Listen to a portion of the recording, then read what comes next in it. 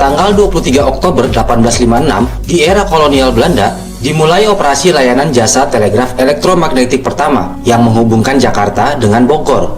Tanggal tersebut dijadikan patokan sebagai hari lahir Telkom Indonesia.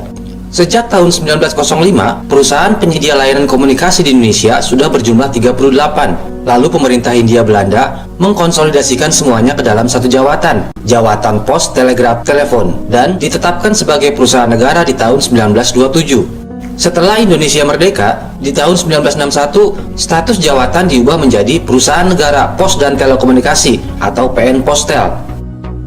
Lalu di tahun 1965, PN Postel dipecah menjadi Perusahaan Negara Pos Giro dan Perusahaan Negara Telekomunikasi. Pada tahun 1974, Perusahaan Negara Telekomunikasi diubah namanya menjadi Perusahaan Umum Telekomunikasi atau Perumtel. Perumtel menyelenggarakan jasa telekomunikasi nasional dan internasional.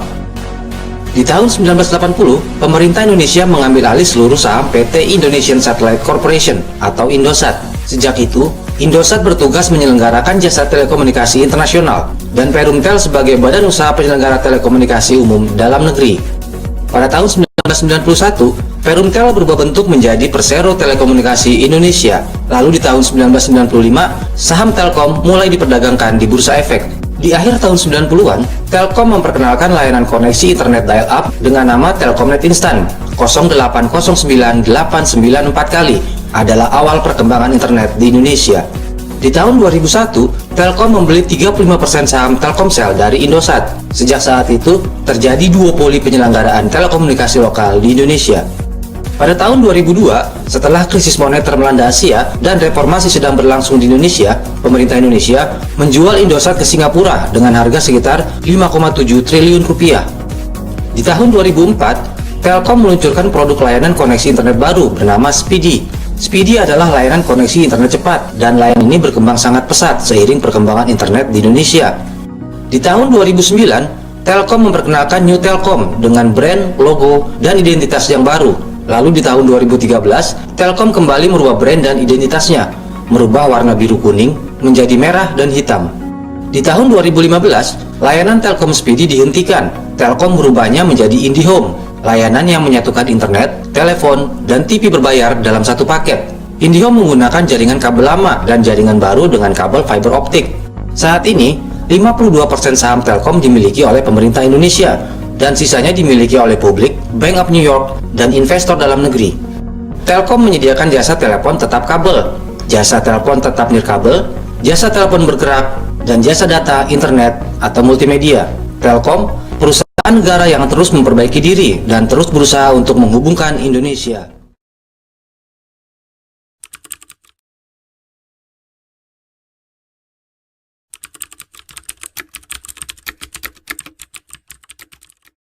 Pada studi kasus PT Telkom Indonesia Tbk, proses pendirian perusahaan telah dilaksanakan dengan baik.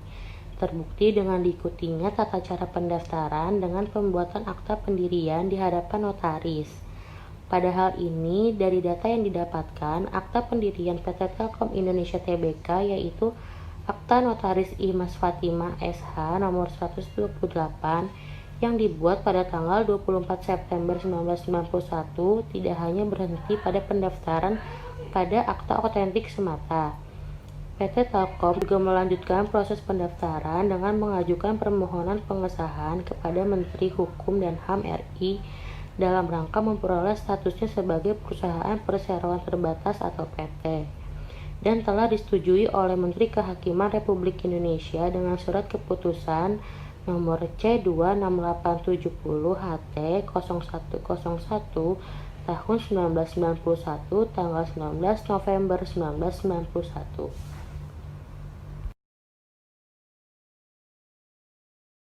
Telkom Indonesia setia berinovasi.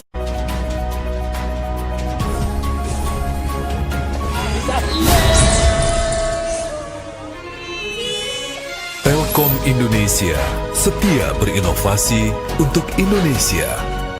Bekerja membawa bangsa Indonesia kepada kemajuan. Menorehkan performa bisnis yang prima. Dalam hal ini pula, PT Telkom sudah sangat patuh dalam melegalkan usahanya. Terbukti dengan data yang diperoleh bahwa PT Telkom telah terdaftar dan telah memiliki TDP atau Tanda Daftar Perusahaan dengan nomor 1011164077740.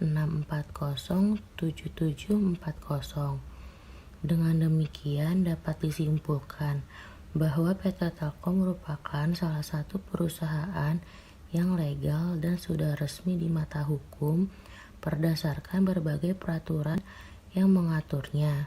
Terbukti dengan PT Telkom sudah memiliki akta notaris yang sudah disahkan oleh kementerian dan juga sudah mengumumkan pendiriannya pada Berita Negara, dan tidak lupa PT Telkom sudah mendaftarkan perusahaan.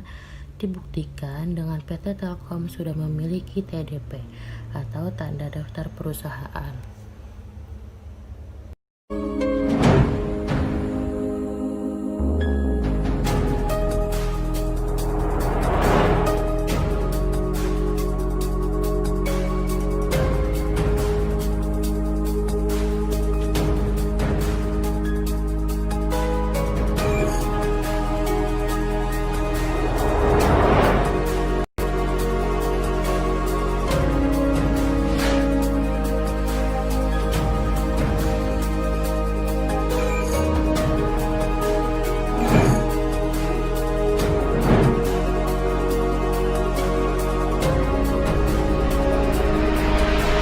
Untuk Indonesia,